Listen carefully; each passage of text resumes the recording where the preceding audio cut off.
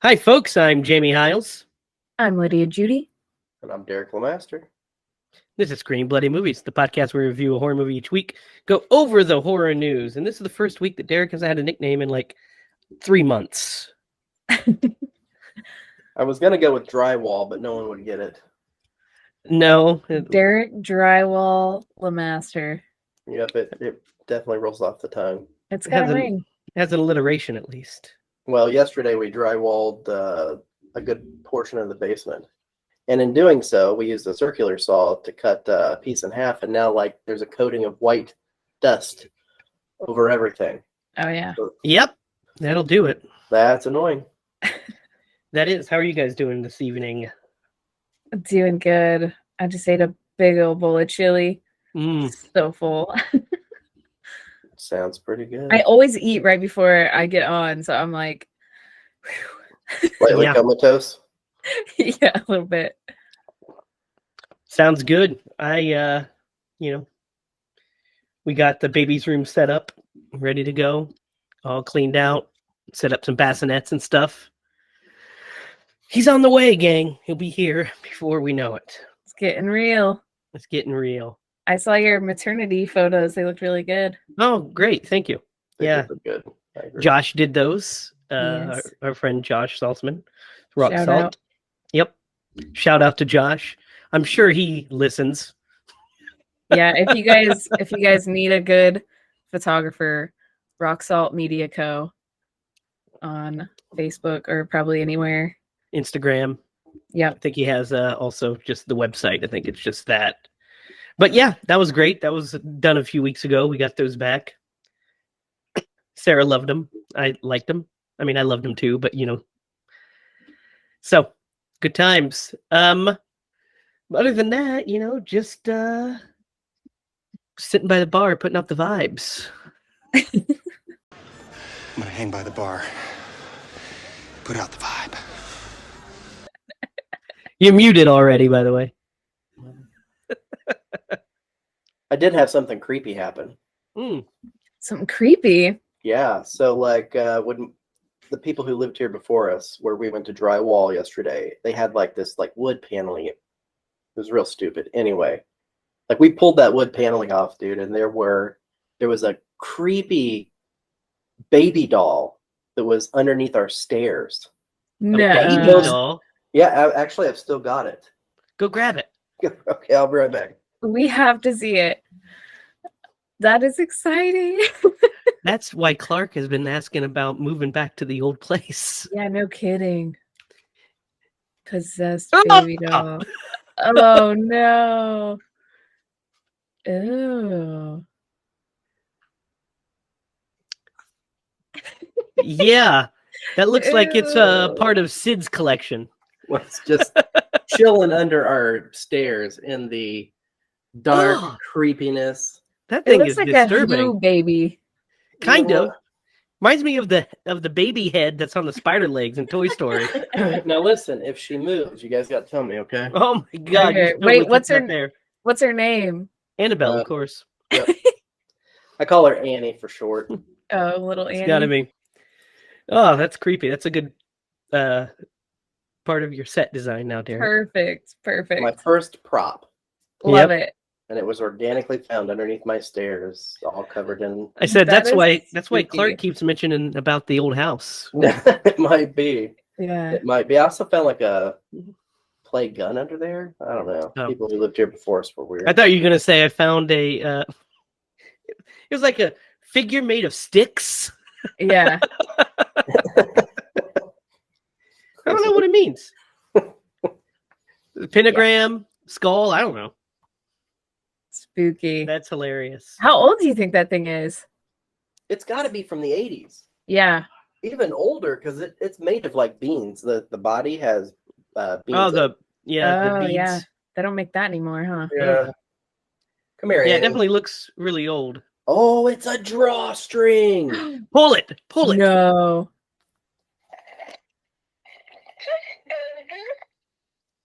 No. Did you guys hear that? Yeah. What did it say? Night night. Oh no. We're all cursed. Yeah. me specifically. It's a drawstring. Oh, gross That's and weird. such a bonus creepy thing. I didn't even realize that. Is there a date on this motherfucker? I bet there is. Regular PA number 60. Pending. Quality. If you guys know what this is, if we don't find it, comment down below on what year this thing was made, and who's cursed of us? Is it all of us? Is it I one of think us? it's 1970. I was gonna say 70. Oh man. 19. All right, one more time. I'm sleepy. Well, at least it's crazy that it still works. I mean, that is crazy. It great sounds. craftsmanship from the 70s. You won't find that shit here. How is it not No. like rusted out or I something? don't know, but it smells terrible. I bet it does. It's been in the crawl hole probably since before the previous owners were there. Holy It cow! probably has been. Excellent. Okay. Well, guys, now that we've been sufficiently creeped out by this creepy doll, let's get into the horror news. What do you guys I'm say? waiting for that thing to move. Oh my gosh! You We're guys gonna watch it. Let me know. Comment My down goal- below if it moves and we missed it. I mean, My I'll catch it goal- on editing, but Yes, you have to pay attention during editing. well, My goal well, is to be on Chills, so if that happens, I'll be very excited.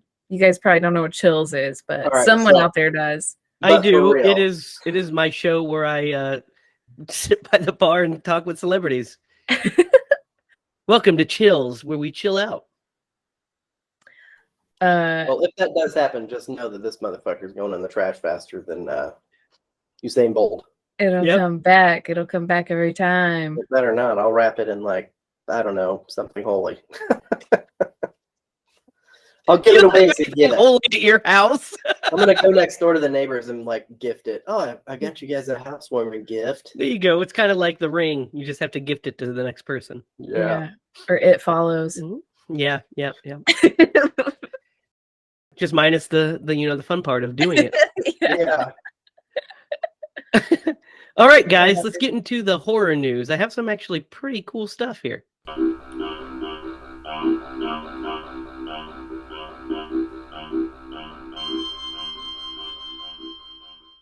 Let's start with this one. Fede Alvarez's Alien movie is about to shoot, and it's cast 4 more actors. So we have Isabella Merce, David Johnson, Archie Renault, Spike Fern, and Eileen Wu have all signed on, and it's described as an original standalone feature. But it's due to shoot this coming month and be released. What'd that say? Released sometime. Or I'm sorry, the Alien television series is going to be released this year. So this is coming out, and the Alien TV series are both coming out. Dang. So, I mean, how exciting is that Fede Alvarez is directing an Alien movie? That's going to be fun. Yeah. And by fun, I mean terrifying, probably. You know? Yeah, he's good. So is this thing is it gonna be canon to anything? It sounds like it, but I mean, it sounds like it doesn't have anything. Here's what we have. In this 9th entry, a group of young people on a distant world find themselves in a confrontation with the most terrifying life form of the universe. So it's probably in canon, but it's described as an original standalone feature. So it won't tie into the alien lore, is what I'm guessing. It's just going to be part of that universe. What are you guys' thoughts? Mm-hmm. Hey, I'm on game. I liked even the last couple of Alien movies. I think Yeah, they're pretty Prometheus is great. Yeah, Yeah. I like Prometheus a lot.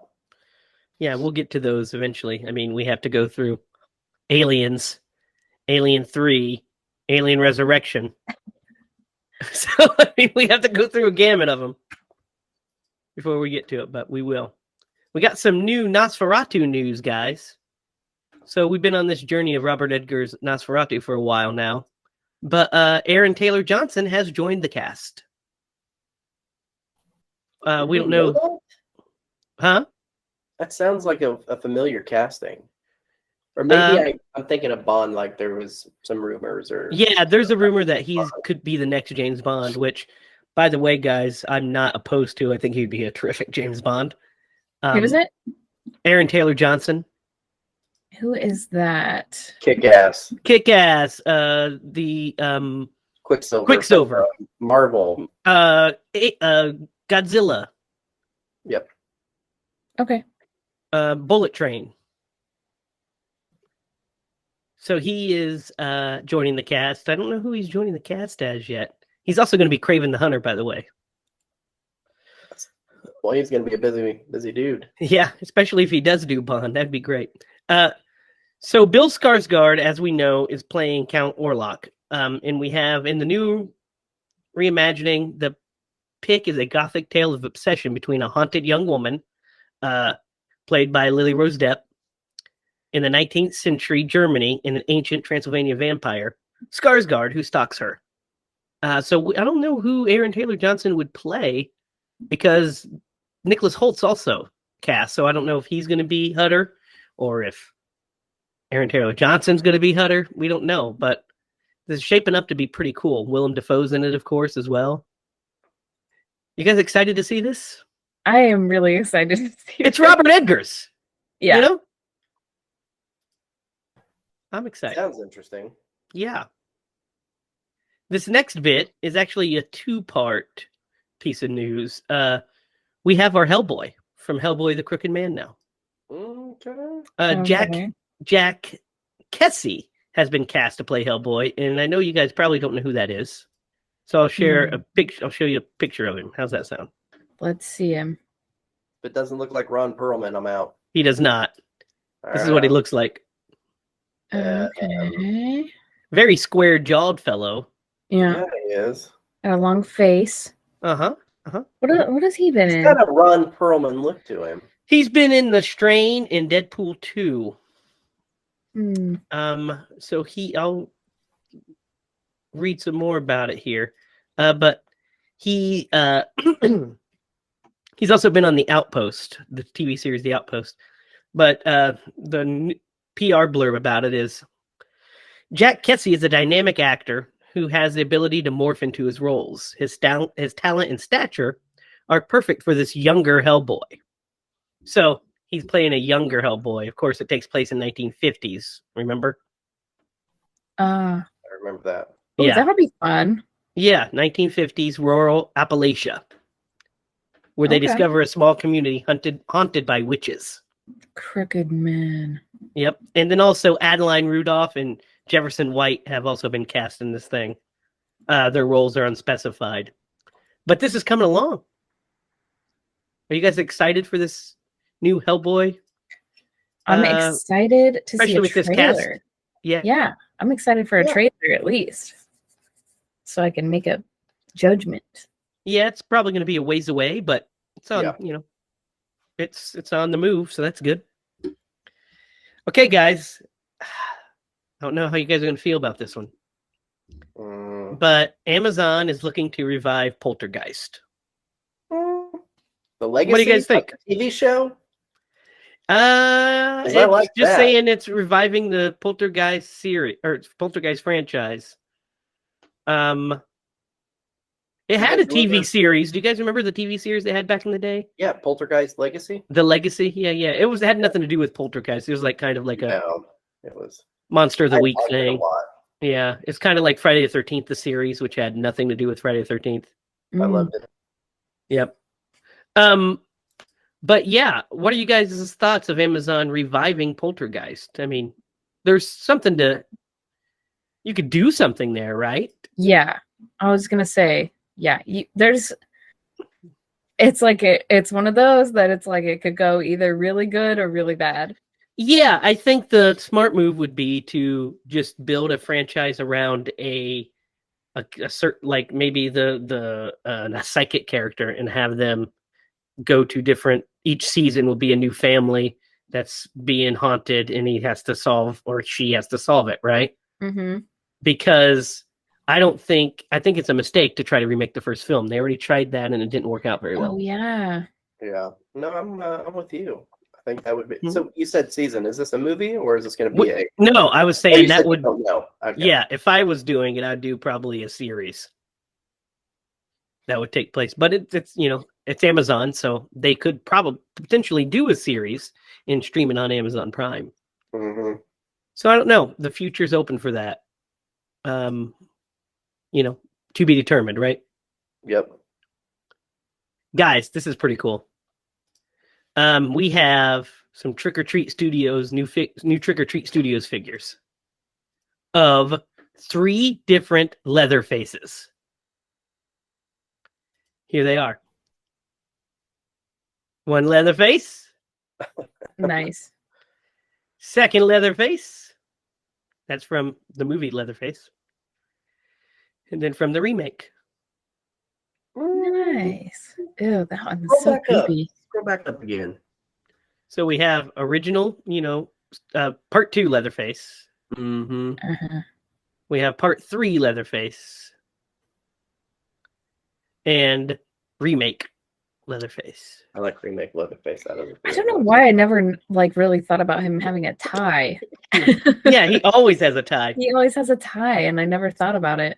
I love this part 3 Leatherface because he has his freaking The knee brace. Yeah. It's great. They look great, right? Yeah, they look They good. look creepy for sure. Yeah, I like it. Ugh. I'd be down with Ooh. adding those to these guys back here. Yeah, can't go wrong. And then my last but not least bit of horror news, it actually flows right into the movie we're doing tonight. How's that make you feel? Feels good. Curious. Perplexed. Let me preface this by saying I hope this comes to fruition. Guys, Mike Flanagan has a story idea for a new Nightmare on Elm Street movie. Okay. Don't Green we light all? Green light it. Yes, but it's Mike Flanagan. Yeah. Yep. Green light it. Throw Green whatever light. he wants. Yeah. He says he doesn't know who to What's the pitch note? it to. He says he has a new idea, but he doesn't know who to pitch it to. Well, you pitch it to the Craven estate. That's who you have to pitch it to, Mike. Go there and pitch it, and just, if you guys are listening, just say yes, because he's Mike Flanagan and he does no wrong. Right. He said one of the franchises on my list forever has been A Nightmare on Elm Street. Boy, that would be fun. I have a whole take for it that I worked out a couple years ago, and my understanding is the right situation for that title is so fraught. No one knows who really controls it, and no one knows who to pitch. So I keep saying to my agents, send me in on an Elm Street. And they're like, we'd love to, but we have no idea who to talk to. And I spent almost a year of my life with Heather Langenkamp, and we would talk about it. It's like nobody knows what to do. So I'm assuming Heather Langenkamp is probably involved in this pitch. Nice. Dude, Okay. they're doing I'm telling you, it's like we were on the same wavelength because Jamie and I feel like we cracked a good story. Mhm. Or the makings of one. We didn't fully flesh it out, but we had the beginning part of what I would have thought would be something pretty cool. Yeah. I mean, we have the whole treatment. I have the Yeah. the 15-page treatment of the beats that happen. I just don't have the full finished script. I started writing the script, but then I was like, you know what? I'll probably write the movies that we need to make first. Our stuff is probably what I'll write first. But we have a breakdown of it. But Mike Flanagan doing Nightmare on Elm Street, sign me up. Yeah. I mean, he's only done the best horror of the last decade, right? I mean, is there anything better than Hill House? No. No. It was an instant classic. Yeah. Hopefully, whatever article you're reading, whoever controls that property reads it and is like, "Hey, Mike, I saw what you that you wanted to reach out to us." Yeah, he the original interview was in script apart, so hopefully they read that because we need a new Elm Street movie, guys. It's been 1 week since you looked at me. No. It's been longer than the Friday the 13th, or just as long as the Friday the 13th movie. That's crazy. 10 years. And we're getting the Jason here. Yeah, Shortly. so I think, Nightmare on Elm Street, it's been 12 years. Oh, 13, going on 13 years, because Nightmare on Elm Street came out in 2010. The remake did. That's crazy. That is That's crazy. so long without a Freddy movie. Man, if Come you're on, guys. if you're gonna pass Doesn't even make sense. because I imagine that would be part of what they want to do, pass the torch so that they can carry on. You got to do it before Robert passes. I would think. I mean, in my stupid opinion, that's Well, So- if you just haven't, I mean, you got to kind of have. what you and I talked about. He's always going to be Freddy Krueger, so Mm-hmm. regardless of who's playing him, he's going to be Freddy. But if you want Robert to play him one last time, yeah, you got to do it. And then you could write a way that makes his appearance change make sense, or just make a new one. I mean, it's up to you. But if you cast a new Freddy, which is probably what you're going to have to do, then you should have Robert Englund in it in some capacity, obviously. That's the biggest mistake of the remake, is that he's not in there at all. Yeah, Mhm. Well, the biggest mistake is the script that they wrote but they and the the film itself. But besides that, those two mistakes, the third one was not having Robert. At least I would have given you some goodwill. I'd have been like, he's there. Yeah. I don't know. And that wraps up this week's horror news. So let's segue right in from a new Freddy to the third Freddy movie, which is what we're doing tonight. We are doing 1987's Dream Warriors, co-written by Wes Craven, Bruce Wagner, Frank Darabont, and Chuck Russell, and directed by Chuck Russell. This was So- the sequel that we didn't need, we deserved. This is it. This is what turned this is what turned the Elm Street series. This is what started shooting Freddy into pop culture. Iconography was this movie right here. And then the following years, Dream Masters shattered the Dream Master shattered the ceiling afterwards. But this is the one. This is the one. Dream Warriors. So guys, this is not either of your first times watching it, right? Let's start with you, Lydia. Right. I watched it. I've probably watched this movie only twice. Really? Yeah. So, and they were probably both like around high school time. So I have not watched it since. So a lot of things were kind of fresh to me. But yeah. That's all I got. Derek, you're muted before you start to talk. I know. You've not only watched this movie twice, right? Correct. And Lydia, I totally had a dig at you, but I was muted, so it fell flat. Yeah. Keep I- your digs to yourself. Well, I'm gonna dig you because it was funny to me. I said, "What was that like 3 years ago?" When you said, "Oh, in high Good school." one. Yeah. Anyway, I've seen this movie. I haven't seen this movie. Actually, I feel like you and I watched it. We did, I think, about Couple 2 years years ago. ago. Yeah. Okay. Because when I was watching this, I was like, "Man, I know I've seen this movie like fairly recently." So I was gonna say, man, I haven't seen this movie in a long time, but I saw this movie growing up, obviously, and then you and I watched it a couple of years ago. So it was like riding a bike. Yeah. This movie, guys, is kind of like Evil Dead 2 as far as the influence of it. But this is different than Evil Dead 2 in the sense that I watched this when I was way too young to be watching Freddy movies. I'm talking 3-4 years old. This movie was my jam. Like, That's I'm cool. not kidding. This one was it. I didn't own the first one. I watched it, but I didn't own the first one. I owned part 3 and part 5, and part 5 we'll get to eventually. But this one, my grandpa Bob recorded it for me. He rented it from the video store, dubbed a copy of it on a tape that had Looney Tunes on it as well, because of course it did. And I watched this movie so much. I've seen this movie so I watched it with Derek, like Derek said, a few years ago. And then I'm wanting to say like about 3 or 4 months ago, it was on HBO Max. So I just was going through and I was like, you know what, I'll watch Dream Warrior. So I did. And then I watched it this time. And like, I just I knew all the quotes, I knew everything. And it still rocks. So we'll talk about it. We'll get into it, of course. But So really quick, I don't want to bypass this. So you went from watching either Freddy to Looney Tunes, or from Looney Tunes to watching I think Freddy. it was the other way. It was Looney Tunes, some Munsters episodes.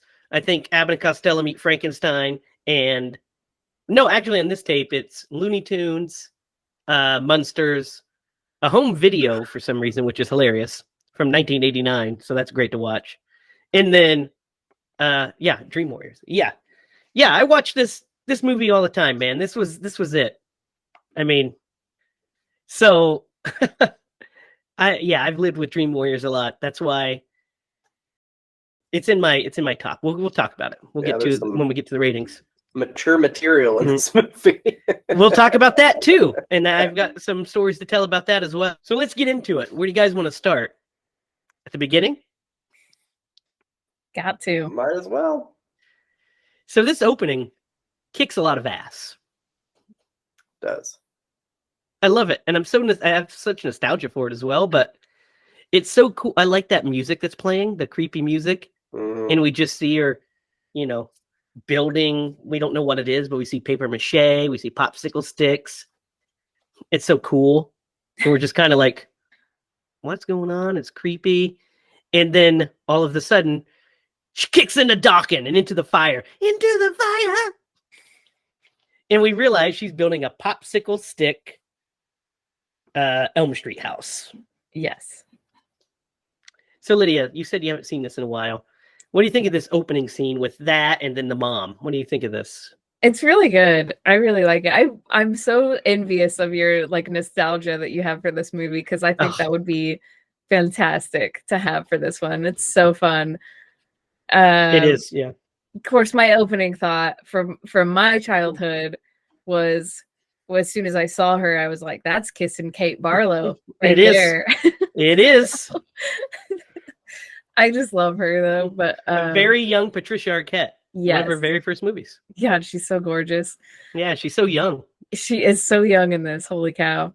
So is everybody, I guess. Yeah, everybody is. Well, maybe except Dr. Gordon. Well,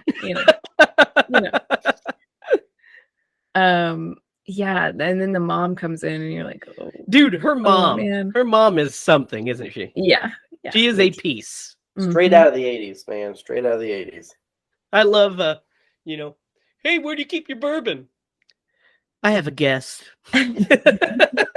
Really? Yeah, you know what to say. And she just blows, Kristen off immediately, just blows her off, says, go to bed. And then we get our first dream sequence, and it rocks. It's so good because it's fun, and scary, but it's also dark as fuck. Yeah. What do you guys think of this dream sequence? Yeah. Okay. So she goes into the house, right? Yes. We hear the jump rope girls. Yes. Which, by the way, when I'm watching it, throwback. Sarah watched this movie with me. She was in the living room with me while I was watching it, and the jump rope girls start, and she goes, "Oh, I hate when they sing." I was like, "Yeah, it's so cool." That never got to me. It does her for some reason. I mean, everybody I remember growing up was so afraid of the little girls in the song, and I was like, that's not scary to me. To be fair, none of it was scary to my 3-year-old ass for some reason. I was like, yeah, Freddy. Yeah. You're number one. Well, yeah, I mean, so one of the creepy things about it is it's a nursery rhyme about a guy who's going to kill you, and so these are the rules. Yeah. You know what I mean? Yep. And it's just like a loss of innocence type. It is. That's what it was made for. You're right, Derek. Yep. So what's really cool is, she's going through the house and she sees the little girl and she asks her name. And then we get that great bit where the boiler room comes on and everything starts to come on, and she goes, Freddy's home. Freddy's home. Ah, Mm-hmm. fucking love that so much. I had chills. It's so good. I literally had chills during that scene with the everything kicks on, and you're just like, yes, we're in it He's here. He's right here. away. And obviously you can tell that they have straightened the path from part 2 and are following the rules. Yeah. This I was movie, keeping that in mind too. yeah. I mean, the movie was a little backstory before we continue. The script the script was written by Wes Craven and Bruce Wagner, the original draft. They came up with the story because they approached Wes to do a new one, and he's like, "Well, I'll write the script." So he did, and then Frank Darabont and Chuck Russell came on as the director. Chuck Russell did, and brought Frank Darabont. They did another pass of it and made it more whimsical, because Wes Craven's original draft was even darker. It's Wes Craven shit, it's got some Wes Craven shit going on. Yeah. But you can feel Wes's fingerprints all over this one. Yeah. It feels like an Elm Street movie. Mm-hmm. And I read his original draft, and it's pretty cool. It's interesting.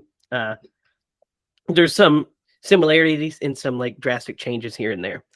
The big contribution that Chuck Russell and Frank Darabont made was the whole son of 100 maniacs and the backstory. That was their contribution. That's crazy. Yeah. So, guys, when she runs into the room with all of first of all, she runs through the hallway and she's stuck in it. Yes. Yeah. Great image, right? And Freddy coming up behind her. It's so good because he's just like coming up, and he swipes. And she's, she runs right before he gets to her. Not just a great image, but like a relatable scenario, because we've all been there. Like, we've all been in that dream before where you're running and you just can't go anywhere. Yeah. Every time I hate run in I mean, in real life too, but every time I run in a dream, it's just like you can't go anywhere. You're exactly right. I'm You don't glad have I'm any not the only momentum. person who shares that. I think everyone has a little bit of that every once in a while. Yep. And then she goes into this room where all of these teens are hanging by nooses. So dark, like so dark. And she looks down, and the little girl is now a skeleton. Yeah. Burnt skeleton. Yeah. That's creepy shit.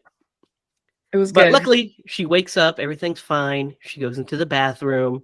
And this is one of my favorite images of all time, is when the sink comes alive. So this is the beginning of what I think is just some masterful special effects. Yeah. Yeah. And practical. And also, like, that's genius, because those old sinks that had like the 3 little knobs, the fact that they become hands is just it got me when I was watching it. I was like, fuck yeah. When That's it becomes great. When it grabs her hand and then the other one grows claws, Yeah. it's such a great, like, just indelible image that's been in my brain forever. And Freddy appears in the mirror. What do you think of this, Lydia? It's so creative. Like, it is. Wow. Like, not only to just come up with that idea, but to like pull it off practically is insane. And make it look good. Yeah. And it looks good. The detail, the bones of the arm. Yeah, the pipe come out of the pipe are arm bones, and like the detail of like the hand, like, that's good stuff. Yeah. Of course, he slashes her wrist, and then when she wakes up, she's holding a razor blade, and it looks like she tried to commit suicide. And we find out via some exposition that a bunch of kids have been killing themselves. It's basically a little epidemic in Springwood, that these teens just keep killing themselves.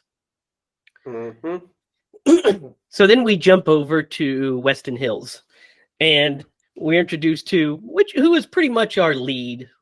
I would say he and Nancy are our leads, but Nancy and Kristen are kind of our leads.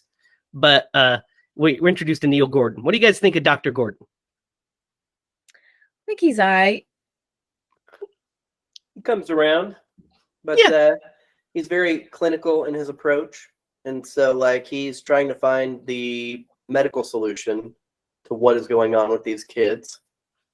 And Mhm. so really like what they're trying to tell him is just blowing off. Even he's not looking for the similarities between their stories to be like, hey, this is kind of like a cohesive story that these individual people are telling me. You know what I mean? And so he's not putting the pieces together. Yeah, I like Dr. Gordon. I don't think he's bad. I mean, it's kind of an interesting choice to have, this older male lead Mm-hmm. in this movie. And I think he's a good character. I mean, I think he's a good guy, a good character. He ends up serving his purpose pretty well. I always pictured him like, who would have been a great Dr. Gordon? Liam Neeson. Adkins. Oh. Well, yeah, him too. But he kind of always reminded me of like a Kmart brand Liam Neeson. Yeah, I think that's what I was maybe picking up on, was that this guy reminded me of someone else the whole time, and I was just trying to figure out who it was. Yeah, he's fine though. I like his character. Yeah, he did good. Was very young when this, or young-ish. Yeah, he would have been around the same age, probably a little younger. I think he would have been a little younger, yeah, because he was in a movie where he was a ghost, and it had Daryl Hannah and Steve Guttenberg in it. Oh yeah, and it was roughly around this time, and he was a young, strapping fella. So anyway, was a ghost. Yeah. That sounds fun. He killed his wife. Oh. Threw out a window. Anyway, sorry. So I really like this scene where we're introduced to him, though, because we get a little bit of exposition about the kids off and the stuff. We meet a very young Lawrence Fishburne, by the way. Yes, that's who I was really talking about. Yep. And by the way, in this movie, So he's young. Larry Fishburne. That's what he went by. Yeah. In the credits, he's Larry Fishburne. Holy Larry cow. Fishburne. I did not notice that. Yep, but good old Max, who I love. I love Max. And he's the orderly. Yeah, he did great. Yeah, he did. And I really like the scene because we're kind of introduced to all of the characters in this walk and talk. So we almost run into Philip, and we don't properly introduce them, but we almost run into Philip. We see Taryn comes up and talks to him about, or no, she passes by. Jennifer comes up and talks about getting her cigarette privileges back. Mm-hmm. And then we see Kincaid in the quiet room. All in this one little walk and talk. So it kind of establishes their characters very organically and very quickly. That's just good writing and directing. Yeah, it flows. Then Kirsten is having a freak out shit fit. And she starts saying the nursery rhyme after she's holding everybody at bay with the scalpel.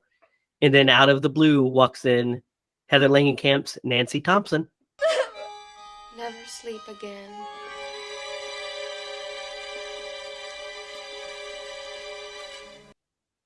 What do you guys think of this scene? I was so excited. I think I had chills again. Like, I got chills a couple times during this movie.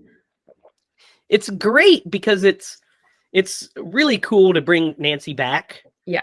And the fact that the way they did it, this isn't a time when, that happened all the time in these in franchises like this. So to bring back the previous hero and for her to have such a substantial part is a really cool move. That was Wes Craven's move. He said, I'm writing he called Heather up and said, hey, I'm writing a sequel to Elm Street and I'm making you the lead. Would you be interested?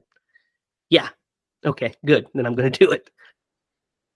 Well, they teased her a little bit. They said, oh, we got a new intern. She's making waves in, I forget specifically the Dream something. Yeah. And so, you're like, oh, yeah. And then when it shows it, you're like, yeah. So this movie takes place 6 years after the events of the original movie in story. In real life, it was 3 years later, right? 84 was the original, and this is 87. But Heather looks great. Yeah. And she's great in this, I think. Yeah. What do you guys think of Heather? Definitely. She's awesome. I was so excited to see her. Yeah. And I love like the glow up too, like yeah, because they made her look older, yeah. but she still has the white streak. She's got the streak in her hair, but she's like professional, Yep. like she's like out there doing her thing. Doing I her love thing. Yeah. I agree. So we get basically this little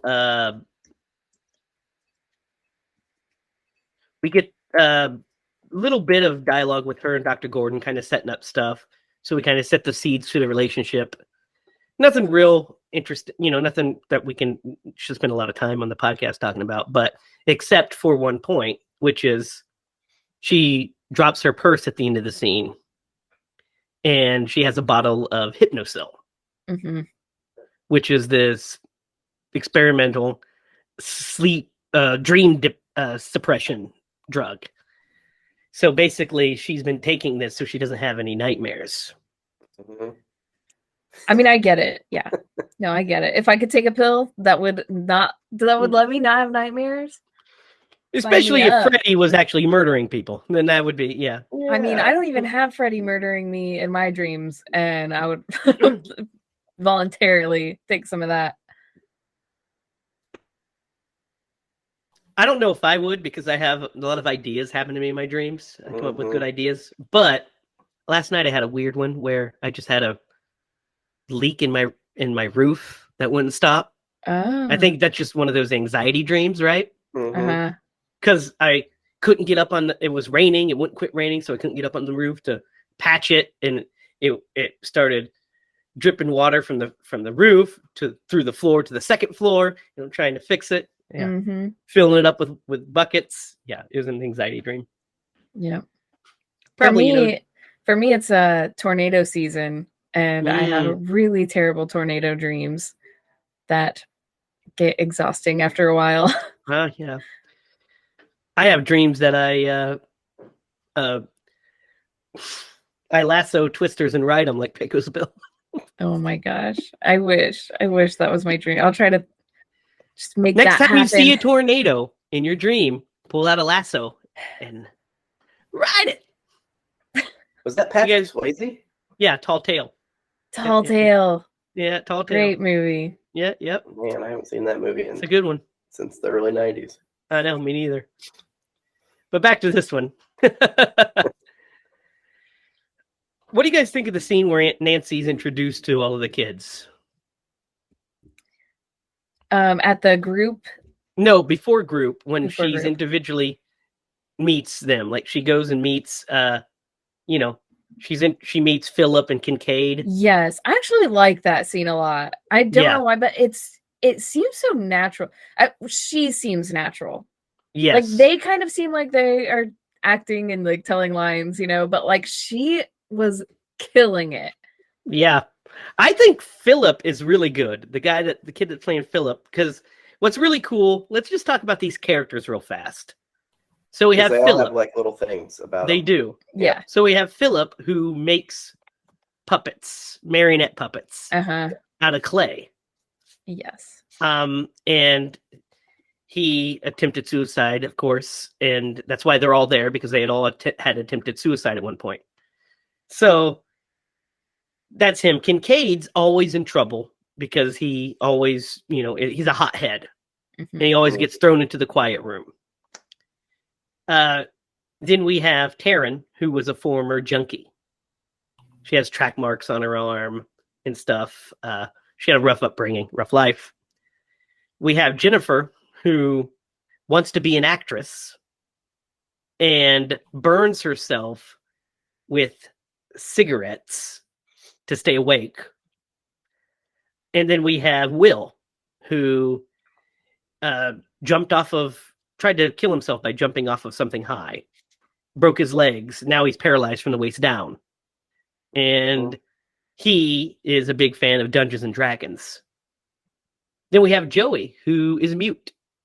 He does not speak. And he has the hots for this very stacked nurse that pushes toiletries around and towels. So yeah, we have our first group session. What do you guys think of these characters first?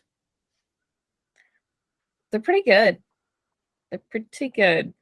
I feel like solid cast of characters, right? Yeah. and I feel like the little elements of their personalities feel pretty fleshed out, and I love how they play into, especially the first person who dies. Mhm. Like I love how his We'll get to it. his little thing like just adds to that scene in a way that if he wasn't like that, it wouldn't make sense, or it just wouldn't be as great, or it wouldn't happen that way. So I love those little intricacies that they've kind of planted the seeds. Yeah, each character kind of has an arc, some kind of payoff, even if it's their demise. It plays into their personality and their character. Pretty interesting. So yeah, we get this next dream sequence,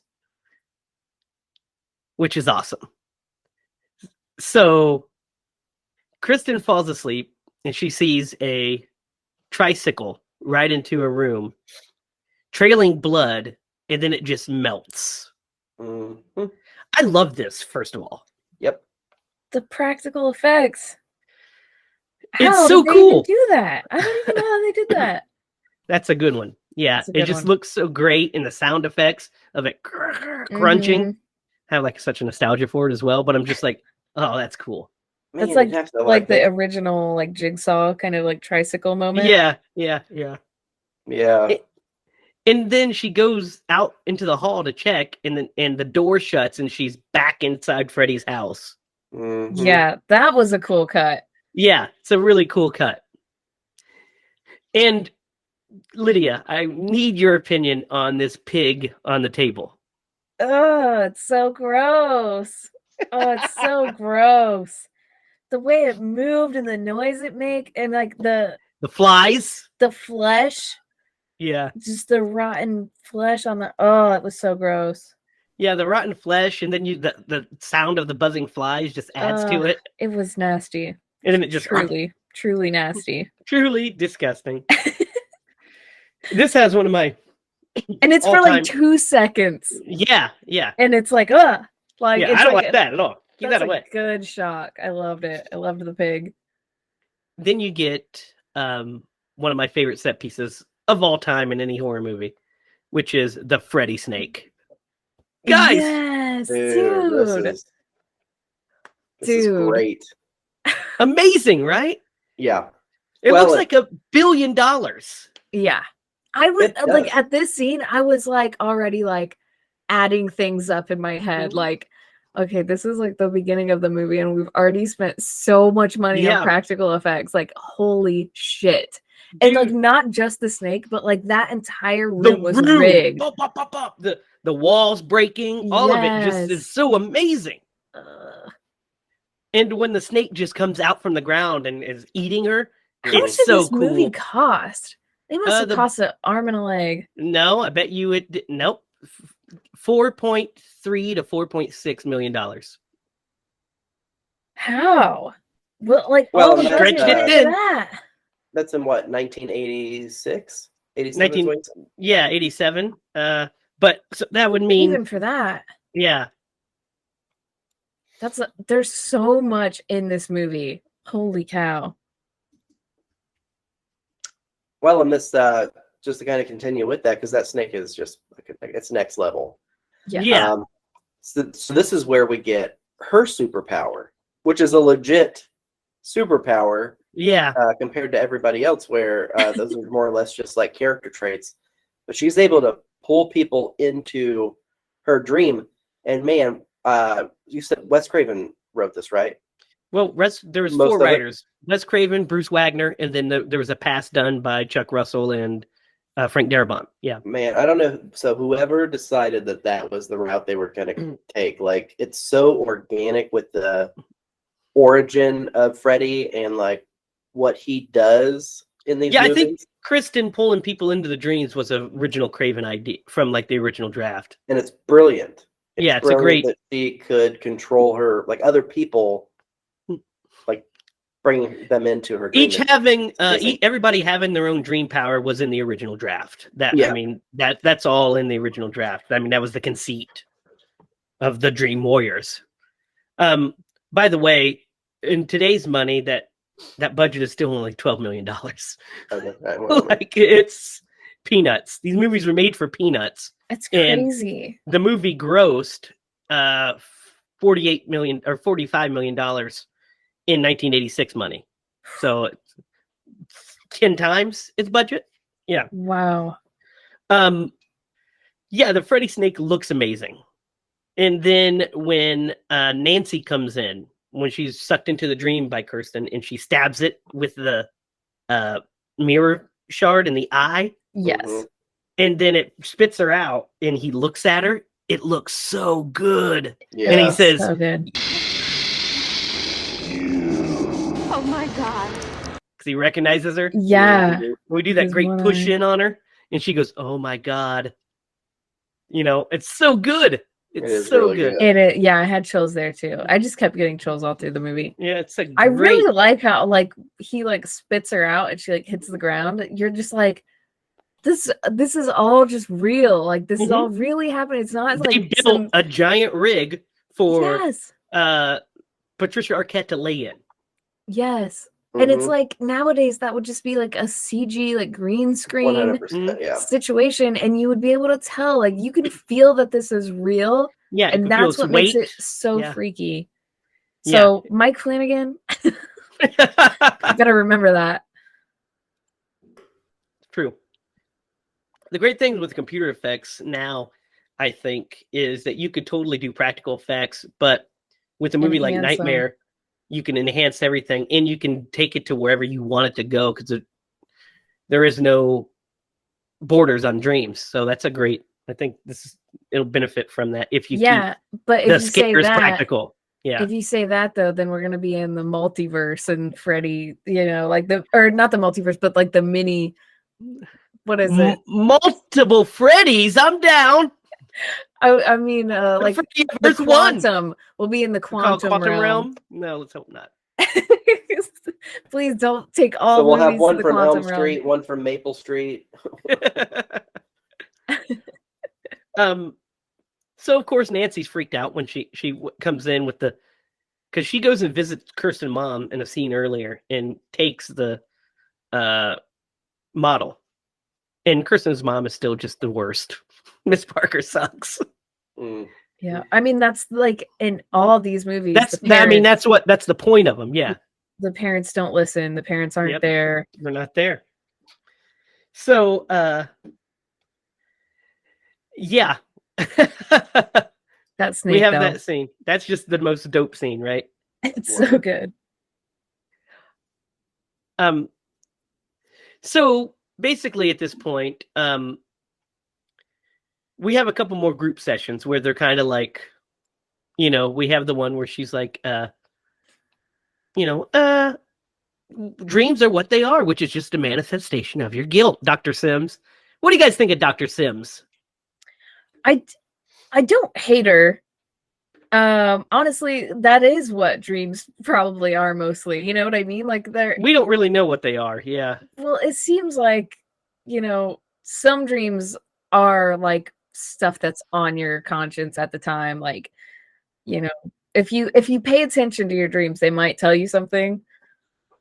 But I don't know. I have a weird background with dreams, so I try not to remember them, Yeah, when I was in college, I took a mythology class, and the guy, man, he was super eccentric. I'll go with eccentric because there's a couple other adjectives I probably could use, but he was really eccentric, and he was telling us like about he had this dream, and like went to therapy, or he was in therapy, and it wasn't working, and he like went to somebody who did like dream interpretation. And he kept having this dream over and over again, and he was like, within 6 months, I was divorced, like something else. And it just like once he realized what his dream was trying to tell him, he completely changed his life. Yeah, see, that's what I'm talking about. Like, especially with those repetitive dreams, Yeah. those are your brain saying something to you, like whether you know what it is or not. Yeah. Brains are weird like that. So what does the dream of me and Daniel Harris mean? That they keep having? Oh, that's just Just what it is, buddy. Okay, Just okay, what it okay. That's just a natural thing for us to have, Derek. You have those too? Not Danielle Harris, but you know, I've had a dream about Sandra Derek. Bullock once or twice. Derek, why do I wake up and it's all wet? You have a leaky roof, man. That's it. Finally, I understand. So what about the dreams with the leaky roofs? What about Those must what be is the it ones about? Danielle Harris are in. See, I'm telling you, I know We got a telling you, gusher here. the I'm so sorry. See, leaky we're roof. learning so much. The leaky roof is 100% anxiety. I know that one. I Yeah. interpreted that one myself. I read that tornado dreams are a way of your brain telling you that you feel out of control. And I do That's a most way. of the time. So, but I was also in a tornado. Yeah, So just as one of your fears. Yeah. it comes up a lot. Yep. So, guys, let's talk about Philip's death. It's like one One of the all-time bests of the all-time best. Yes, like ever in it's any movie. so scary. It's so scary. That's the Did a word great that job too. came to mind was scary. Like I don't know who someone else wants to describe it other than me. I probably won't do it justice because it's very ingenious. So his superpowers.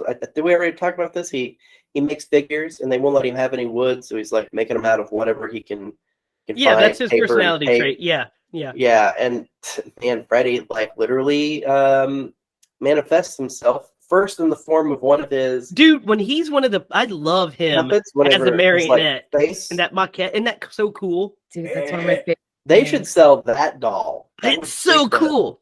The I very found one of German those under expressionist. my It's very- stairs and burned my house down. It's very Puppet Master. Yeah, it's It so was. cool.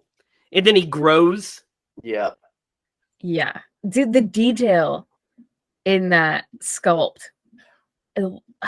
Stop Man, the motion. only thing I would have That- changed was sorry, Lydia. I No, apologize. yeah, that's go ahead. I was gonna say the only thing I would have like changed about that scene was I would have had him like slash him as a little doll. That would have been super scary too. Yeah, I love that he grows to. We get to see full Mhm. Freddy, and we just see him slashing at first, and we don't know what's going on, and then all of a sudden, all of his tendons raise up like marionette, and he's being controlled by Freddy by his tendons. How And the makeup gross. job is so good. Mm-hmm. Ugh. It's so good. Who does the makeup for this? That's a good question. Magician. A magician. A doctor. That was really his tendons. The special effects were Kevin Yeager and Mark Shostrom. Okay. Kevin Shout Yeager, out. of course, did the. It was led by Peter Chinsey. He was the lead on this. Mark Shostrom did Evil Dead 2. Kevin Yeager does Freddy's makeup. So yeah, we got some A-list special effects folks working at this time. Good You know, job. the Evil Dead 2 comes into play at the end of this movie. A little bit. We'll get there. So yeah, it's he freaking is marionetting through the halls, Mhm. and he walks straight through this locked door. And Joey and Will are staying up because they played a game of Dungeons and Dragons with Taryn. Max comes and tells them lights out, and we find out that they sleep in shifts. That one stays up to watch and see if the other one makes any, does anything, and then they switch off. So that way they can wake him up before something bad happens to him. Well, Joey sees Philip up on this tower, and he wakes up Will, drags him to the window. He tells him to go get help. Joey runs down the hall, slamming a tray against the wall to wake everybody up. Will breaks out the window, and they all go there, and they're yelling for, Philip. And he's just standing there, and he's awake, and he's just stuck. And we see Freddy, a giant Freddy in the sky, and he cuts the strings, and Philip plunges to his death. What do you guys think of this? It's so frustrating. Because the kid can't talk and he's like trying to wake people up and he's running, I'm like, how is this helpful to just make everyone come in here and watch helplessly? Like, They're trying to wake him, but he's awake though, so it's like, go, like somebody has to go up there. It's so frustrating that he's just like gets there's a everyone locked to come door. watch. yeah, there's a locked Yeah. door. So Yeah. what do you Yeah, guys? it's, What do you think of this net, Derek? So it's ingenious. But I was just thinking of something and it's just fluttered away. But The shot of Freddy in the super sky scary. is so cool. Yeah. He looks so awesome. The giant Freddy in the sky, Mhm. cutting the strings. I used to love that scene so much as a kid, and I still do, because it's just such an interesting. I didn't get the irony of the darkness of it when I was a kid. It just was really Mhm. cool. Now I get the darkness of it, but it's also amazing and fun. It's still fun. It looks so rock and roll. Like, Yeah, just it that does. shot with the sky and like It's like an album cover, isn't it? it is. It's It is. masterful artwork. Which leads us to Jennifer's death, guys. What do you Best guys think about actress. this one? Yeah, this is also like really cool. One of as the all far as- times. This is Yeah, one of the all well, times. So cool. I love the like the I don't know, the kind of like robot arms that Mhm. just like grab her and pick her up. Yeah. Oh, and also, did you notice? And I noticed this because we had one back in the day. That giant ass brick remote that she had next to her sitting. And the giant remote, the giant, they called them clickers back in those days. But, hey, get the clicker. Yep. So she had one of those big old clickers because they actually clicked. And she's watching Dick Cavett, the Dick Cavett show, who's Mhm. interviewing. This is a little backstory for you guys. He's interviewing Zsa Zsa Gabor Hmm.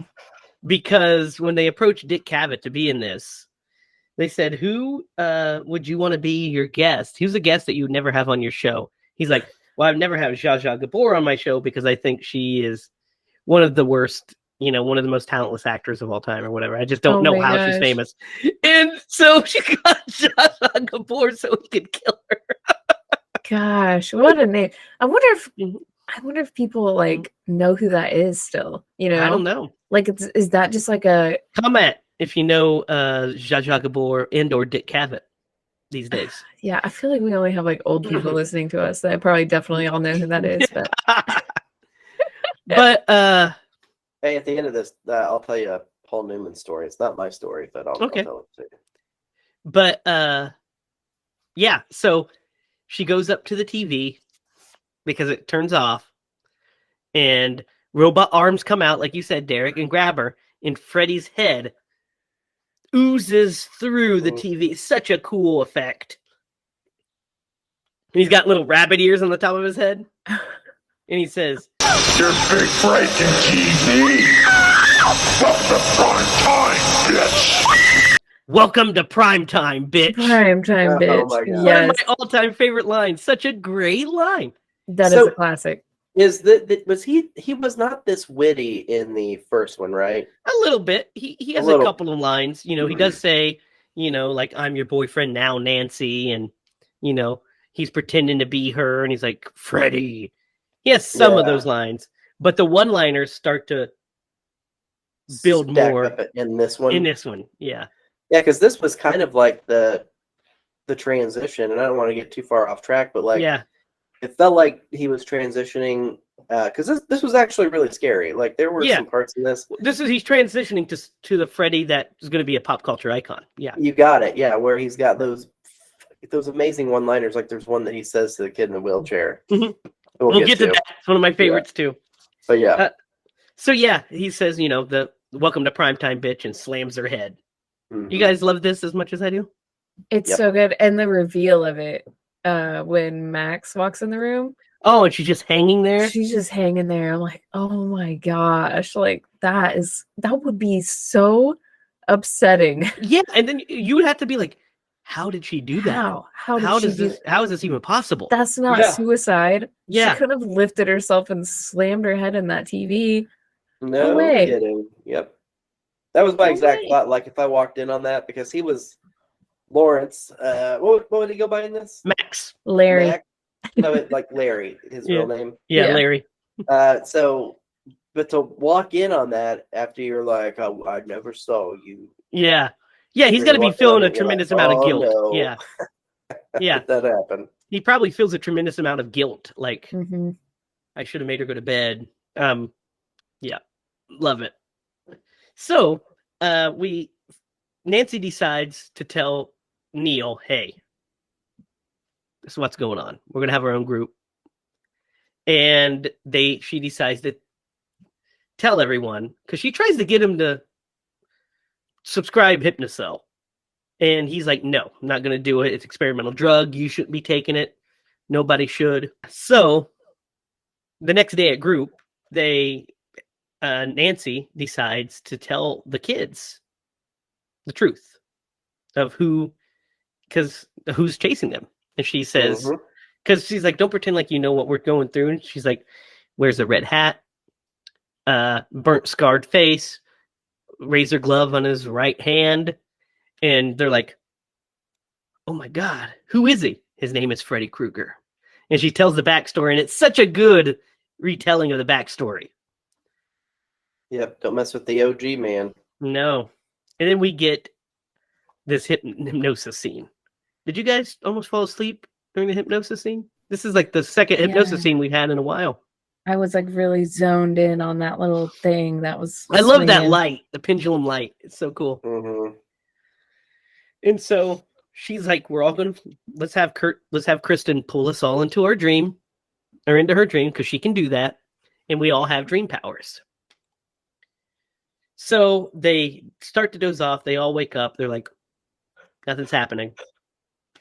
Joey walks out, sees that hot nurse, and she like beckons him.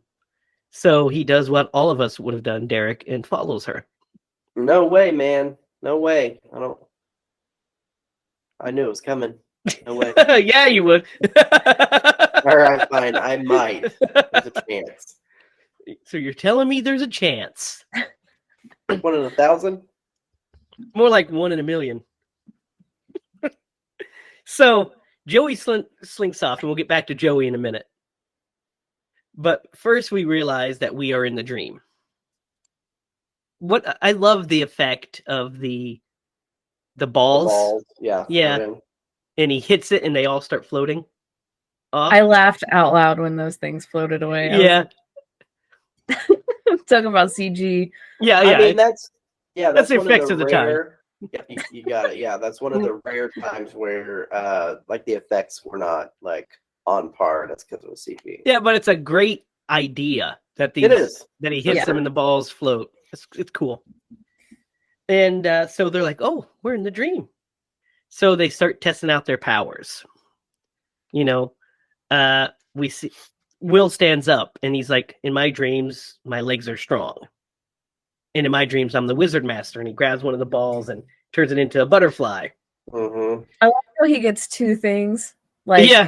Well, the one's just something that everybody kind of dreams about if they can't walk. Yeah. But also I was like, but why do you still have bad eyesight? Why aren't your eyes? It's for aesthetic reasons. He Every time I'm in a drops dream, I'm wearing them too. He drops his glasses at one point, and I was like, wait a minute. He just has to put them on. Have better vision in your dream. So I have a lot of like little nitpicky things about these powers and dream things. I'm like, come on, kids. No, Like, I love them. control it better or something. Well, they're you know? just figuring them out. That's the thing. So we have he has that power. Kristen can do like gymnastics. Mm-hmm. And then Kincaid, of course, is just like incredibly strong. I love when he's bending the chair and Dr. Gordon says, Kincaid, please. It's very unnerving. Because he's just. So, of course, we've got to talk about what? Oh, then Taryn, of course. Taryn In her gets dreams, me. she is. I'm beautiful and bad. Two things. She is beautiful and bad. And bad. Yeah. Bad. With her God, how switchblade. goofy was that? She's rock and roll, punk rock, baby. She's punk rock. So let's talk about Joey's scene here, guys. Mm-hmm. Let me take you back. It's the late 80s, early 90s.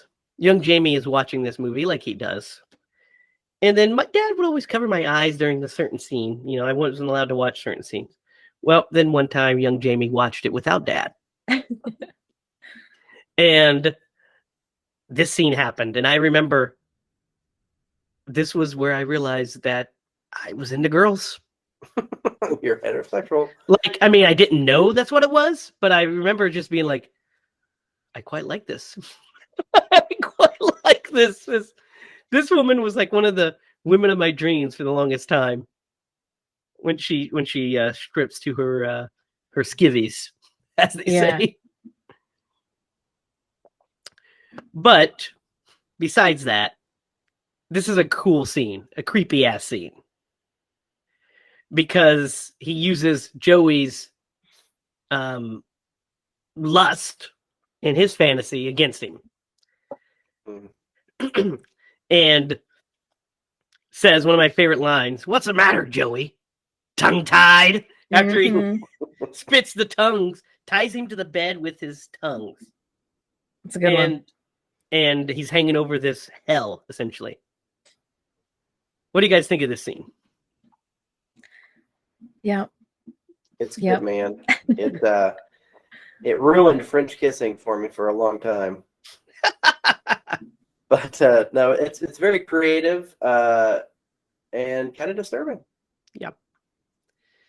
So, guys, this scene originally had a halfway makeup.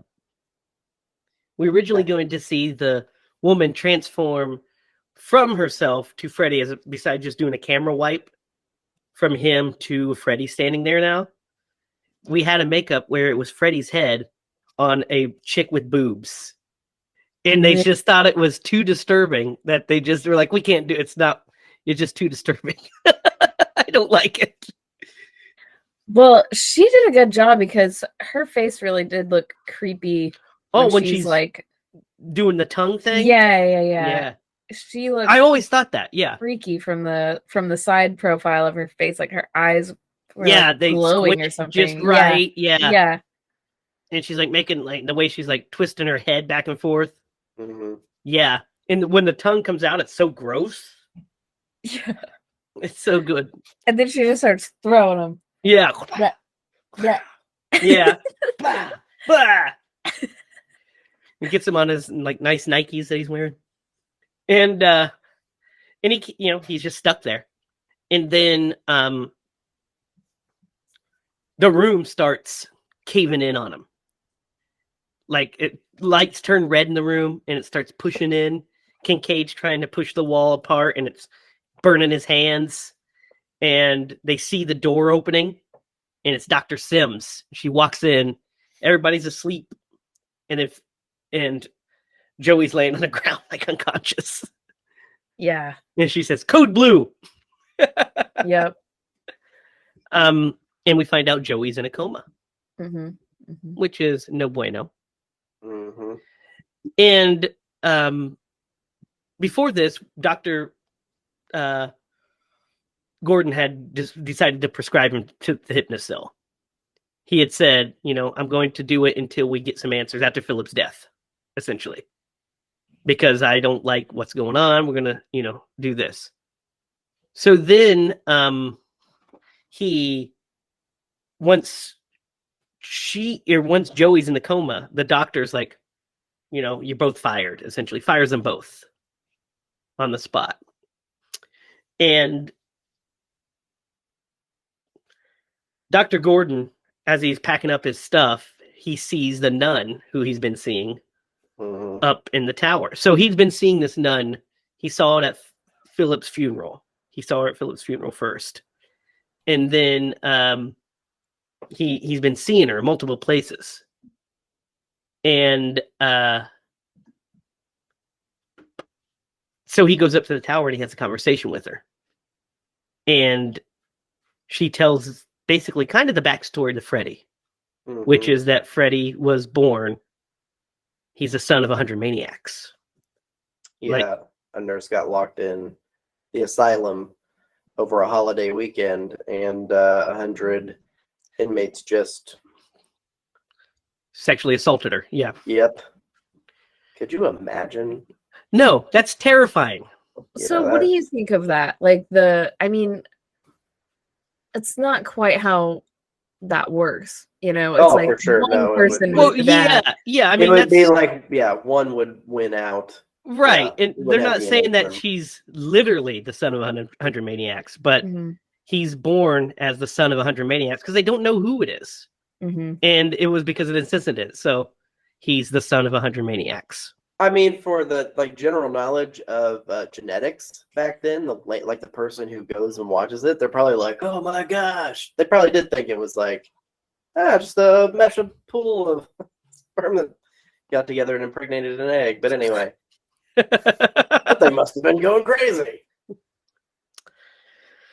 Yeah. But I mean, maybe that's what they're trying to say is that it was like that, and That it was was my supernatural, and interpretation, that's why yeah. he's like doing this. Well, dream thing. we get kind of he's like a demon. we get 'Cause kind it's of none. we get kind of some more fleshing out of it in the dream child. Hmm. We see that there is one inmate that's literally Robert Englund. So Oh. I'm assuming that's the guy that's Freddy's father. Gotcha. I haven't got far, I guess. But this backstory, what do you guys think of it as a backstory for Freddy? Solid, right? Yeah, I think it's good. Yeah, I think It's- it's I mean, And even like the questionable, it's still like really cool writing. yeah, like, it sounds like- great, right? It sounds Son cool. It's of that, Maniacs. yeah, and that actress did a good job of. She's great, and she portraying said, it. so she gives us like a little, like the unclean spirit's bones need to be laid to rest. He needs to have a proper funeral. He needs to be laid to rest. So we know now how to defeat Freddy. We just don't know how we're going to go about it. And so then we get into basically the third act. We find out that Kristen freaks out and she gets put in a quiet room and sedated.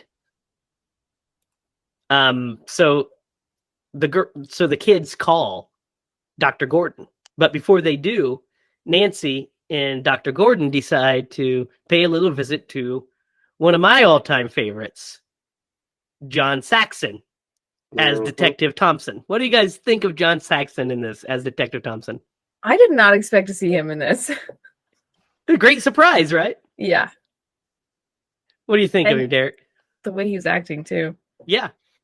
Well, this guy, his life is completely like in the toilet. I mean, he's at a bar getting just smashed. It's probably You the guys- same thing he does every night. You guys realize that he's not a police officer anymore, right? You see what his shoulder badge says?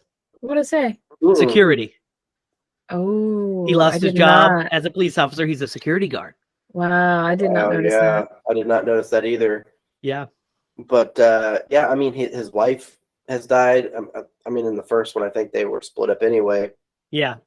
But like his entire life is just in shambles, and so he's a drunkard, and now apparently a security guard. Yep.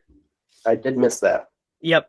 He's a security guard and he's just drinking his life away. And he hasn't spoken to Nancy. Him and Nancy haven't spoken in like 4 years. So he's like, "Oh, what's my baby little princess doing? It's good to see you." And she's like, "Freddy's back." And he's like, "Freddy Krueger is dead." He's like, "Oh yeah, you of all people know what's going on. You just don't want to face it." And he tells her, "Thanks for coming." And Dr. Gordon tries to say something to him and he says, "I don't know your name, friend, and I don't care to. So shut the hell up." And Jake went, ooh. ooh. I did the same thing. I was like, "God damn." He's like, that's one of those like old school guys. Listen, friend, I don't know who you are. So the kids call. They page Dr. Gordon. He calls the hospital, finds out that Kristen's going to be put under. She's in the quiet room. She's not going to last long. And so Nancy heads there to help save the kids.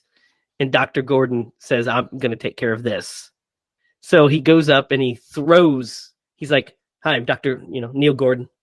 Nice to meet you." And then throws the table and slams him up against the thing and says, "Now we need to talk."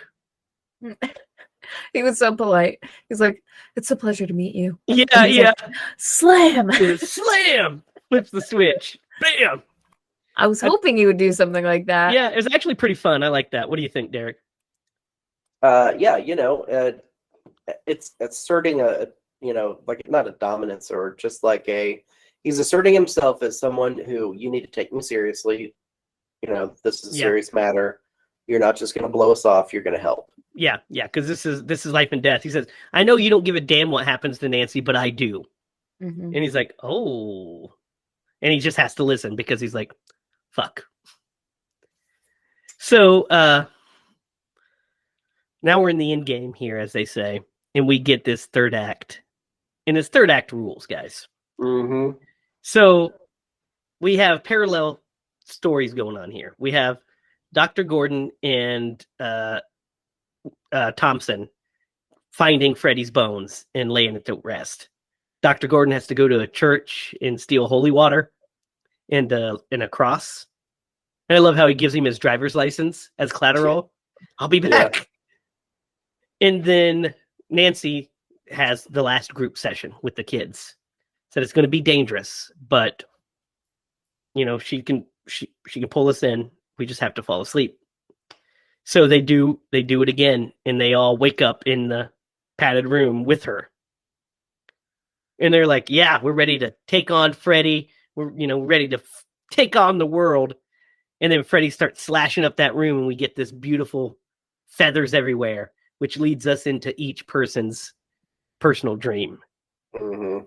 Let's start with Kristen's, because we wake up and we're at the beginning of the movie. Dawkins blaring into the fire. Mhm. And we get a little nicer Miss Parker. She's like, gives her a hug, and the guy yells again, "Where's the bourbon?" And she says, "I'll be right down." And then she gets pulled off screen, and Freddy pops in and says, I said, where's the fucking bourbon? and he decapitates her and holds her severed head. Ooh, What do yeah. you guys think of this? That was good. That looked great.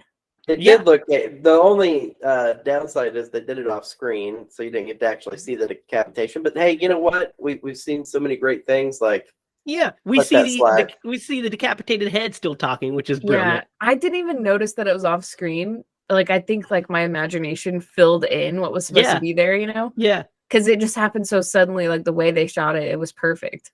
And Well, Freddy why- looks amazing. He's wearing a tuxedo with a bow tie. What are you going to say, Derek? I was about to make an awesome excuse for the reason why I saw the Wolfman in color, based on what Lydia just said. My imagination filled them in. So thanks for giving me my excuse, Lydia. There you go. Now that's your excuse. I think that was a little different, but Yeah. But yeah. So she escapes. She jumps through, and she's in the Elm Street house. Then we go to Will's dream. And Will is walking down a hallway. And he hears something behind him, and he sees this gnarly ass wheelchair Mhm. with spikes and everything on it. Then at the other end, Freddy's standing at the other end of the hall of this tunnel. And he says, he says something like, "You want to have a seat?" And he says, "No, I'm fine, thank you." He's like, "Well, you are for now, but when you wake up..." It's back in the saddle again. yeah. Mhm. Oh my gosh. And then he brings the wheelchair up, and it slices his leg, and it spins around and parks behind Fred, and he pulls up his hand, and he says, "It's the chair for you, kid," which is also amazing. And Will becomes the Wizard Master Yeah. and blows up the wheelchair and starts shocking Freddy. And then Freddy, of course, just grabs him and puts him up against the wall and says, "I don't believe in fairy tales," and stabs him. What do you guys think of this scene? Yeah. It rocks. Or it rolls, depending on your Yeah. perspective. Rocks and rolls. I definitely think this is one of the more cheesy scenes in the Oh. movie. You bite your tongue. Yeah, I love it. Personally, I love I it. mean, that's fine. I mean, like, No, you're like, I get it. Yeah, I get why yeah, you love yeah. it, but like, I do think it's a little cheesy. Yeah, I And think, it mean, that's leads me, it leads me back to the point of like the first movie of like all she had to do to defeat him was to just like stop believing in him, kind of like she was just like like stop giving him power. And I'm this whole movie, I'm like, why aren't we just doing that? because it didn't work. It didn't take. Yeah, I guess. I mean, well, it it was took that, in the it was that moment. money machine at the end where they changed the ending. Yeah, No. there's that too. So they Right. just like completely threw that part out. Yeah. Kind of. So it's not effective. It didn't work. Yeah, I guess they could just change the rules or whatever. Now we got Yep. wizards running around. I love Bad- this. Bad I- wizards. I love the way it's shot. I think the cinematography is gorgeous on this scene.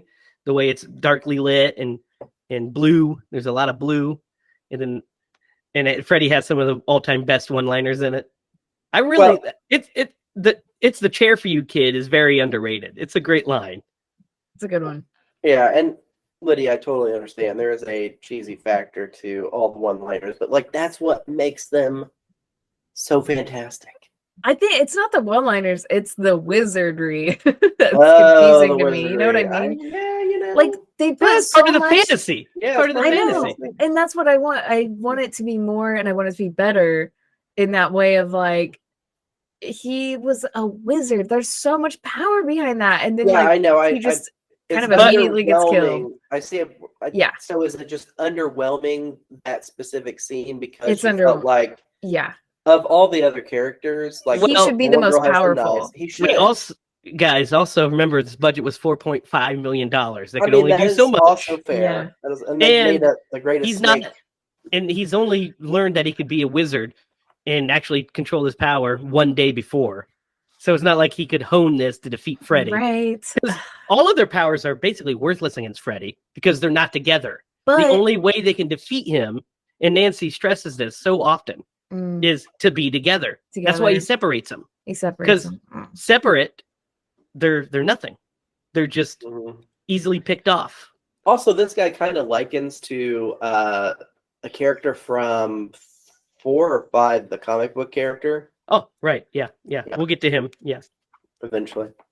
So Also, I wonder how much that wire rig cost that we can clearly see that kid on in that scene. holding him up. Yeah. Dude, here's what's He's crazy like about that. swinging around like reminds me of like SpongeBob. Here's what's crazy. When Freddy's holding him up and stabs him, Robert was using because it was such a close shot, he had the real blades and he had a block in his chest that he had to hit. So Robert had to hit this spot or else he's gonna really stab this fucking kid. Oh my gosh. Well, Yeah. how is that okay? I don't know, but art's forever. Pain's temporary, but film's forever. So, but it was safe. It just seems unsafe. I mean, if And- you were gonna die making a movie, wouldn't you want to just be like stabbed to death by Freddy Krueger? Yeah, I mean that's the way to go. that that's would be the way to go. way. Or like the way to Michael, go. something like that. Yeah. Get killed by one of the big ones. So then we have Taryn's death scene, and again, love it as well. She's walking down this. First of all, when she's my favorite bit, we see she's walking down the alley, and we turn and we see on the graffiti on the wall behind her it says Freddy plus Taryn and a heart. Yes. So fucking great. Loved it. And Jake then, really liked the neon sign that said Jake's Bar. yeah, Jake's bar. Of course he did. He was like, "Oh, we need that." And then we see this old weird guy, and she's assuming that that's Freddy, so she's ready to go, and it's not. And she bumps into actually Freddy, and he's like, "Welcome home, Taryn. Don't you recognize this place?" And because we know she's a former addict, she's like, "It's not me anymore." And they get into like a little knife fight, and she stabs him in the underarm, which looks like it hurt pretty good. And he's like, "Wait, you remember me? You and I are old friends." And then he says, Let's get high. both of his hands turn into hypodermic needles, and the freaking track This is marks on her so arm gross. start going like little mouths wanting it, feet wanting to be fed, and he stabs her in both arms and ejects her, and then says, "Oh, what a rush." What do you guys think? This one is dark. I mean, Yeah. the sucker holes are gross. Yeah, they're pretty cool. Yeah. But like the needles, that's pretty very messed dark. up. Very dark. Yeah. It's It super is, you dark. know, I feel like something like that now would just have a different impact maybe on Mhm. audiences because of just how prevalent the drugs are and things like that. But dude, those little, because they kind of look like the suckers on squids, Yeah, a little bit. and they're just going crazy. Man, that is creepy. That creeps me out. It's gross. Like a sucker fish mouth. Yeah. But what a rush is a great one-liner. Well, he definitely has an O face. Yeah. What a rush. Just you're like, love it. Love Reminds me of a certain scene from a movie that you and I quote frequently. it. Oh, yeah. Ah! So there Sorry, Lydia, I'm not going there. So there is a meanwhile, while this is happening, we get they find Freddy's bones in the junkyard. And he's buried in the back of a Cadillac, which, by the way, let's talk about this junkyard set because I think it's awesome. What a great setting for that scene. I was thinking the same thing. Just those junk cars and everything add so much production value, don't they? Mhm. Just looks like $1 million. So while that's going on, our gang finally catches up to Freddy. There's that great shot where they all come together, and Kincaid's calling Freddy out, calling him a pussy and stuff. And then this door appears in the middle of the room. I love this image of this door. And, they go in and it's like, we're going to his lair. And we see Joey still strapped there. And Freddy comes out looking mean as ever. Mm-hmm. Doesn't he look like $1 million when he comes out? Like He the way looks great. the way they light him and everything's all red. Mm-hmm. So he looks red and black instead of red and green. And, she says, let him go. And he says, your wish is my command. It starts freaking unleashing so that to pull him up. And then Freddy's just unstoppable. He's uber strong. Mm-hmm. No matter what they do, they can't hurt him. Kincaid decides to try to fight him, and he just picks him up like he's nothing. Holds him up. And then Nancy impales him through the stomach, and he just pulls it out and licks it. Oh, so cool when he does that, by the way. And he said, she's like, he's so strong. He's never been this strong. Yes, the souls of the children give me strength. And he rips off his shirt, and we see the faces in his chest. What do you guys think of this? That was cool. Disturbing and gross, but cool. Yeah, great effect, right? What do you think, All, Derek? like, moving. You're muted, by the way, buddy. I know. I saw it right at the end there. Gonna give me a half a second. No, the effect is really cool. I love her experience and what she brings to this, right? And so she knows he's kind of like leveled up on his power, but also like there was an arc that we didn't talk about earlier in the movie. So one thing that kind of like connects these kids specifically are they're the last Elm Street kids. Yeah, they are the last of the Elm Street children. Yeah, so the original Elm Street children. They are the last. And it's kind of played on where maybe it's in a future one where like these must have been siblings of kids who had died. Yeah. Maybe I'm confusing it with a different... I think you're confusing it for the remake. We'll get to it. Yeah, but it's an interesting tidbit, and so that might be the reason why he is getting stronger as he's going through these kids. Yeah, he's just powering up because he's feeding off their souls, and he says there's room for more. But as he's about to kill them, he does that cool, he looks down real fast because they're about to bury his bones. And so he transports himself into his bones, and we get like a Ray Harryhausen skeleton fight. What do you guys think of this? I was thinking Ray Harryhausen Yeah. skeleton fight is what I was Yeah, it's Harryhausen style, man. Is this Evil Dead? Would he do? A little This Evil is- Deadish. Army of This Darkness. is the part Yeah. that reminded me of that. That's why I said that Yeah. in the beginning. I was like, oh man, this feels like straight up. And then you said that somebody on this worked on that film. I Yeah. was like, that makes sense. Yeah. Every time you see something like this, you're just like, there's some nerd that just is desperate to do one of these To skeleton Harryhausen. scenes. Yeah. Yeah. Yeah. It looks pretty good. It's not bad. Mhm. It's pretty solid. I It love looks great, yeah, really. I love mean, the like, way he looks. His skull looks. yeah. His skull is cool. He looks great. The acting, this is where you really see that some of the acting, because you're like, well, that's that's acting, because that skeleton's not there. Yeah. So it really stands out in this yeah. scene, That but they. it Yeah. still is really cool. Dude, I love when Thompson dies here. Lieutenant Thompson dies. He gets impaled by the back of that Cadillac, which is a really cool death. Uh-huh. Mhm. It's a really cool way to die, like a cool death scene. And then he throws him and kills him, and then he knocks Gordon out with a shovel, and then starts burying him alive. And he's like, "Okay, good enough. I'm gonna go back and kill these kids now." So Kristen can't transport them out, by the way, because she's sedated, so they're stuck there. Yep, she can't get out. Yeah. And they walk through this hall of mirrors. What do you guys think of this hall of mirrors scene? Because I think it's really cool that Freddy he appears and he's like, "Sorry to keep you waiting. If there's only more of me to go around," and they all Yeah. just start appearing and pulling him through the mirrors. That's Mhm. cool. And I really like the effect because I didn't notice it on VHS or when I was a kid, but you see him warp as they go through the mirror. Mm-hmm. It's really Mhm. cool.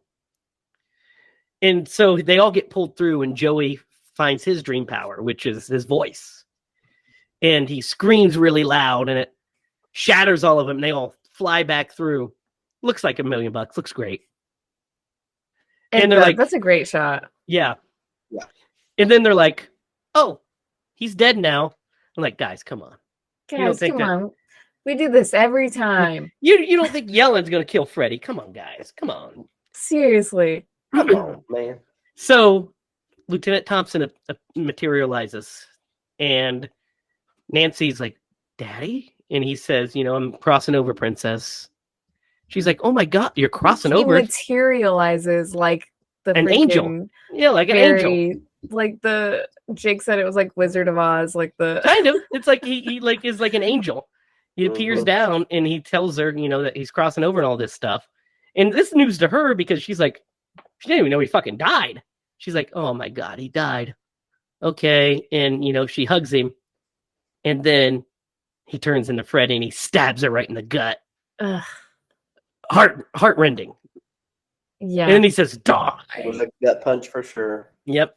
that sucked. Yeah, "Die," he says. And then locks the other kids out and he slaps Kristen down and he's about to kill her when Nancy jumps up from behind him and stabs him with his own glove and Yeah. is riding him like a freaking bull. And then Gordon finishes off the service, pours the holy water on him, and it's so cool. He pours the holy water and the droplets start to appear on him in light. That was cool. It's a great shot. And then he puts the cross down and it appears on his forehead and then engulfs him. And he just explodes into nothingness. What do you think of Freddy's death scene in this one? That was good. Yeah, I think it's one of the seeing better ones. Yeah. The holy Mhm. water actually looked nice. This is a little overdone in probably plenty of movies, but I think this one looks particularly good. Yeah. Yeah. It's a cool visual, and it's logical because we set it all up. So it Mhm. makes sense that it works. But I think it's one of Freddy's best deaths, actually. And we'll figure out the rest of them once we go through these movies. So we find out that Nancy's dead. She dies. Kristen says she's going to dream her into a dream. She won't let her die. Which And seems kind of cruel. yeah, she's trying to just save her. So she says she's going to dream her into a beautiful dream with all this stuff. And yeah, So we wake up, at the end, we're at another funeral for Nancy. Probably a bunch of them. Yeah, probably everybody, but That's what Jake said too. He was like, "What about all the other funerals?" I was like, "Well, this is our 4th funeral. How many do you want to see?" yeah, I'm assuming that the other ones happened as well. Yeah. And this was Nancy's. And so he's, Dr. Gordon's there in a sling and he sees the nun. So he goes over to talk to her and realizes that she sees the tombstone that she was standing in front of, which is Amanda Kruger, Freddie's mom, aka Sister Mary Helen. So he was communicating with the spirit of Freddie's mother this whole time, which is a pretty cool twist. Yeah. Good twist. Yeah. I was kind of thinking that too when she was up there. Yeah. I was like, it's probably her, right? Yeah, it has to. She has to be some kind of ghost because how is she up there? Yeah. Yeah. And she had already disappeared before our eyes at one point. So we're like, she's a ghost. Yeah. But good stuff. And then we end with a shot of the Dr. Gordon laying in bed, and we see the house, which is now finished, and a little light comes on, and then Dokken takes us into the Dream Warriors as we end. We're the Dream Warriors. One of my favorite all-time tie-in songs of any movie. It just kicks ass. Middle AF, guys. It's a good one. What do you guys think of this ending? It's good. It leaves it open for more. Get the little you have to light do. turn on. Yep, you have to do. There's originally an ending where Kristen's thing does happen. There was a one in one of the scripts where at the end Dr. Gordon goes to sleep and he meets Nancy in the dream and tells her he loves her and stuff. And then we flash over to the light turning on in the house.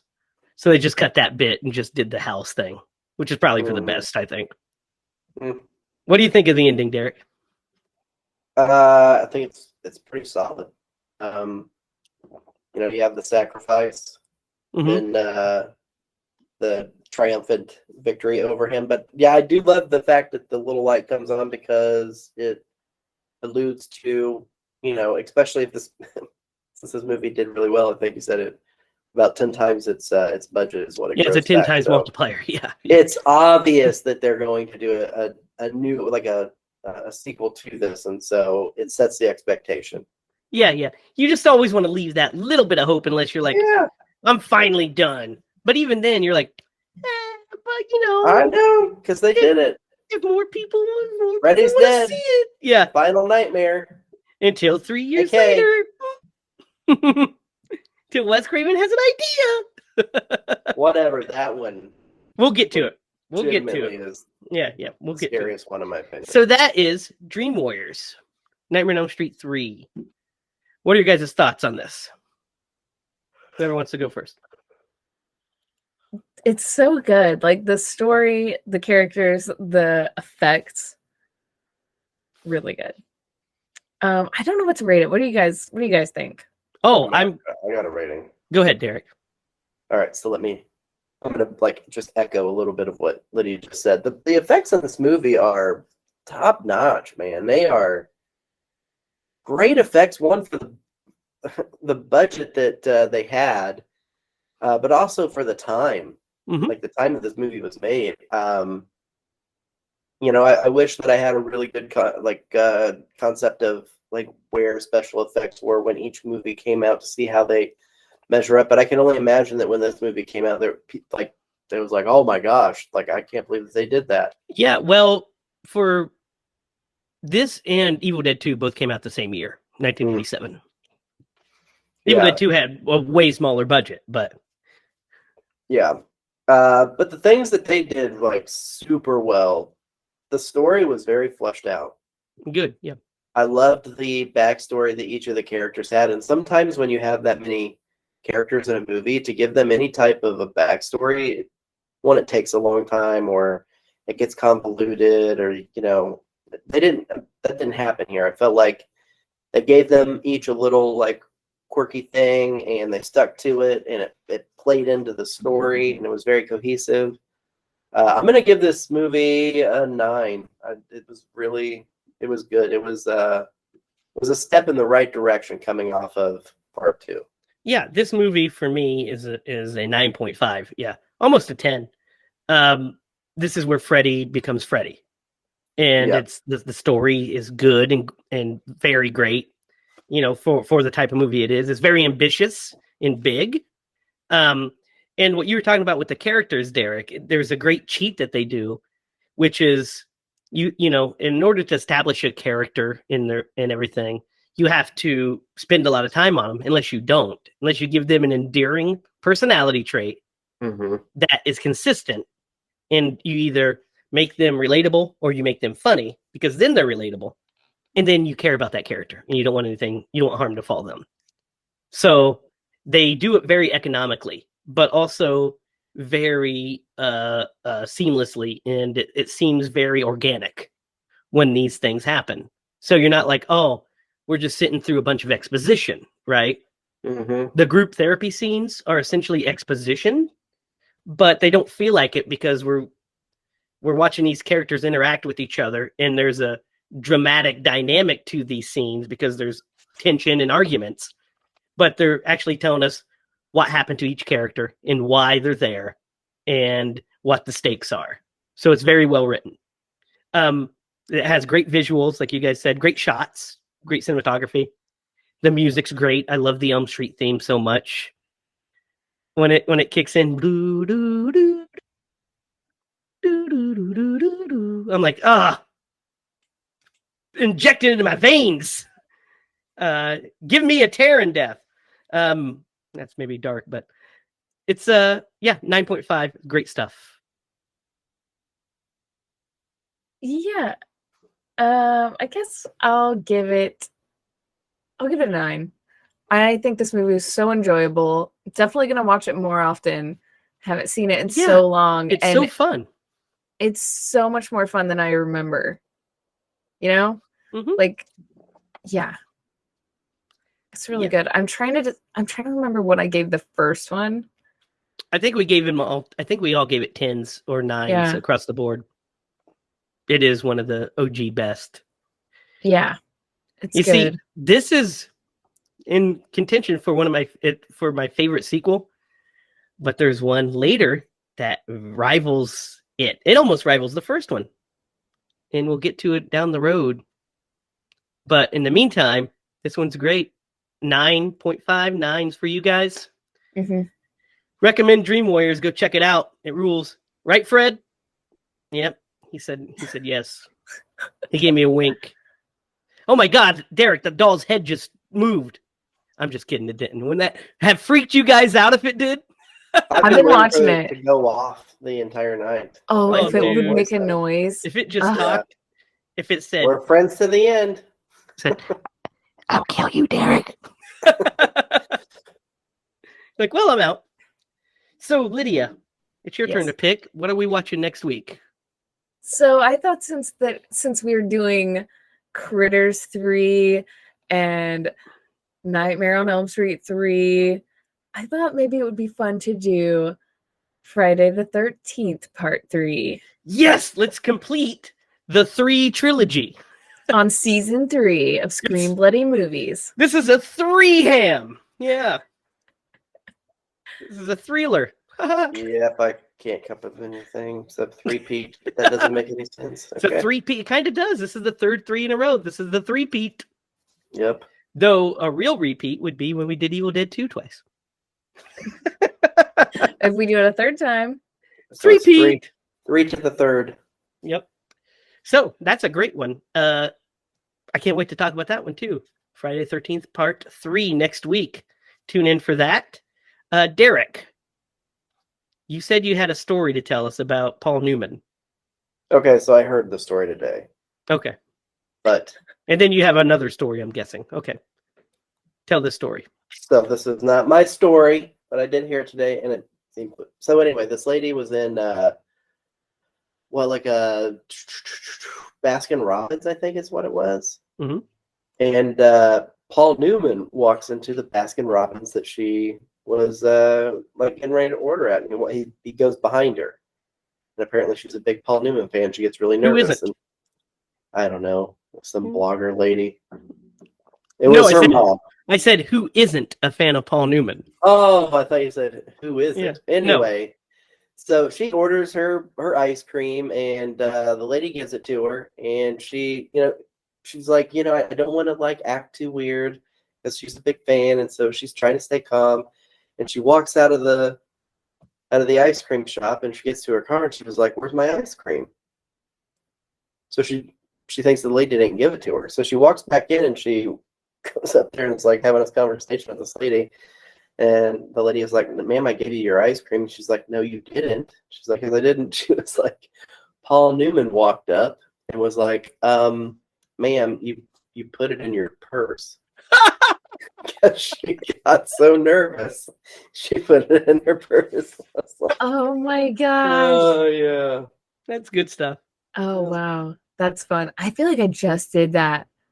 Not in that exact scenario, obviously, but You didn't run into Paul Newman because if you did, that'd be scary. He's dead. yeah, but I put something in my purse that I normally would never do. What was it? I don't know. But yeah, that's awesome. That is a That good is story. so funny that he called her out. Yeah, man. Mhm. You have it in your purse. That's funny. Do you have a story, Derek, that's one of yours?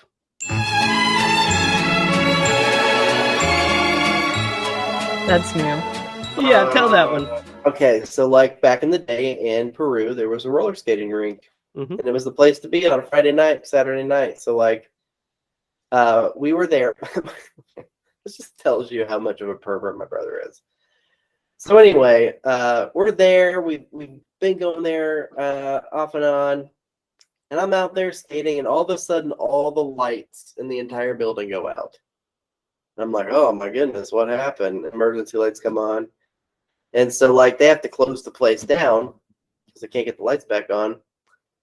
And so, what happened was, Jay is the one who caused this. He was trying to peek in the women's restroom. And, and like, because it used to be a giant brick building. So they had the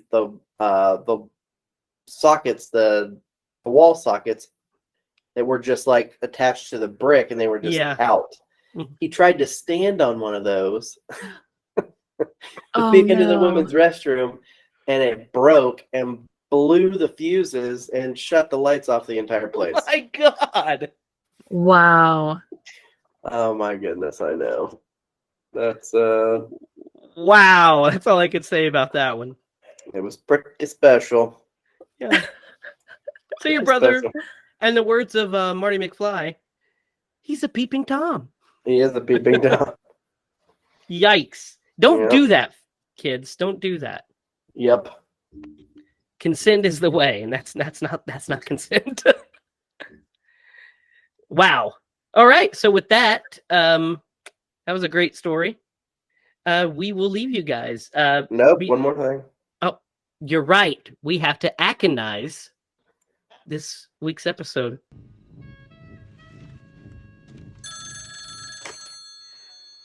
Thrill me. Thrill me. Thrill me. Thrill me. Thrill me. Detective, thrill me. And there's only one person he could be. Who's Tom Atkins playing, Lydia? You already said it earlier. The guy. Dr. Gordon, right? Dr. Gordon. That would make this movie 12,000, right? Dude, yeah, Right? the whole time that we've been on this episode, I've just been I could just picture him as Dr. Gordon. God, this movie's already almost perfect. That would make it perfect. This would have been like an all-timer. Then there Nancy would would have have been had like, no chance. yeah, there would have been Yeah. like a sex scene in there with like Well, him and Nancy. Of course there would be. Of course there would. It's a kind of alluded that they hook up, but there would have been like a legit one. We would have seen Tom. We would have seen Tom Atkins without a shirt. There's no question. Hmm. He'd been walking around sans shirt. This is around around the Halloween 3 era, Tom Atkins. So yeah. Hmm. Yeah. That's a stupid question, Nancy. So he's Yeah. with Where do you want he would to have been sleep? with Dr. Jamie Gordon. Lee and Nancy, and Yeah. then we would have had to put him in some other franchises. Like, Yes, we would have. Yeah, we I mean, would we have. put him in every. We put him in movie that every we see, franchise so. already. So he's already in every one. One more thing before we go. We didn't talk about this, but let's talk about Robert Englund as Freddy in this movie. Mm. What are you guys' thoughts? God status. Yeah. It's so funny. Yeah, We didn't even God, talk no. about it because it's just like, duh. Yeah, we take it for granted. Yeah. Yeah, we do, don't we? But Oh I'd my be God. remiss Freddy. not to mention it. Yeah. And he did so great. Yeah. His He God is status, Freddy. as Derek said. Yeah. This is where he becomes Freddy. And he's just like owns it. His one-liners, he owns. And the makeup, Oh, the makeup. This is, I think, Freddy's best look. it looks Is great. Dream Warriors. Yeah. Hmm. I think it's his best look. I think it's his best kills. I think it's also his best, one of his best performances. I actually think his performance in the next movie is also God level, but this Yeah. one is great. Yeah, he's His amazing. best snake mode. Oh God, the snake is just that gives this movie almost a 10 just on that scene alone. Amazing stuff. So that's it for this week. Be sure to comment your favorite scene in this movie, and also, what is your favorite Elm Street? Mark it down below. We'll see how we feel when we get to that one. Yes. And also, what is your dream superpower? That's a good question. Yeah. Do you guys That's a have good one? Do you have a dream superpower, Derek? No, but I can think of one. Is it in your dreams you're not Flimmy? Yeah, in my dreams, I never, ever go on mute. Nice. Nice. He goes, "Ah!" His voice is perfect. It's like Do Joey. you have one, Jamie? I don't know. I need to think about it. I guess mine would be in my dreams. I'm also beautiful and bad. I'd Sounds say. beautiful. And bad. I had a dream one time after I went to the movies. Me and Jake went to the movies and watched Hardcore Henry. Oh yeah, yeah. That And- movie gives you motion sickness, by the way. I was so into it, and I went home and I had a dream that like that was me. Like I was like kicking ass, like hardcore, and I was like, like cyborg or whatever he is. So I want that to be my dream superpower. It's a good one. Yeah. Mhm. Yep. I would say, So actiony. I guess flight would be cool to be able to fly. Yeah. Yeah. I don't know if I've flown in dreams because I have a fear of heights. I got it. What? I want to be able to run normal in a dream. Yes. That's a good one too. Yeah. Not even like know- the Flash, just normal. Just normal, like jog. Yeah. Want Yeah. to jog. I want to not fall over. Yes, I had a dream like that once, like in high school, where I was just running down like the country road. Like I just loved to run, and I was just running like fast, and I was just breathing okay, like wasn't out of shape or anything. And I was just like, I woke up feeling so good. I was You like, guys, I just ran. That These was dreams, awesome. dreams can be reality. If we just put in a little work. Yeah, I'm already halfway there on my dream. I just need to shave. it was so unusual just You to have know- like a good dream about running. Like that's so weird for someone who here's doesn't run one. at all. Have you ever ran in your dream and you're not going anywhere? So then and maybe this is like a primitive thing. You get down on all fours and you like run. Try to crawl. Yeah, or like Oh. gallop. Oh no, I've never That done has that. never happened to me. No. Yeah, it's I've happened tried to me. like crawl away slowly from a triceratops. That's so specific. That was Yeah, That my is a specific one. but probably my second nightmare ever. Like I It was wasn't probably even like a 3. pterodactyl; it was a triceratops. I always have I've this- had them about pterodactyls too. Yeah, I used to have a lot of dinosaur nightmares. There's this one dream that I always vividly remember that is just really weird, but I always remember it. I was Indiana Jones in a dream once. Nice. Like, I was Indiana Jones. And That's sick. there was like a complete storyline. Like I was having to like go undercover during World War II to fight these Nazis. And I remember being in like the back of like a white like phantom car and meeting with the girl who was my contact. Nice. And I was like legit Indiana Jones. And I remember waking up and being like, That would have been awesome if I was really him. Yes. Do you ever like have a dream that you're like in a movie, and even if it's scary, you like wake up and you're just like, dang, that was a good movie. That happens to me every once in a while. I've I'm like, written "Man, plenty of them that's a down. good movie." Yeah, written plenty of them down. They're ideas returned into scripts. I wrote a couple of them down and I told them to Jamie one time, and I was like, yeah, these don't make any sense at all. You're like, damn, never mind. They're so good that you write them down and then you look back at them and it's just like gibberish. Yeah, mine, I dream in, maybe it's because I'm a writer and a filmmaker, that I literally dream in story beats and in structures. Like, there's always a storyline. It's really weird. I wish Unless mine was your always a dreams. storyline. Sometimes, yeah, it's great. Sometimes I get stuck like in a loop of like horror loop. Hey, that's the loop I want to be in. I'm all about the horror loops. Be sure to comment your dreams down below. You can follow us online at HiLaProductions.com. You can follow us on Facebook at HiLa Productions. You can follow us on Instagram at Screen Bloody Movies. You can follow us each on Twitter. Derek, have you changed your handle yet? Nope, but Dr. Mushroom is happening. You son of a bitch. Okay, so for now, you can follow Lydia at Lydia Spooky. You can follow Derek at DDogglyMaster, and you can follow me at Racket. Be sure to comment down below on any other movies you want to see us do.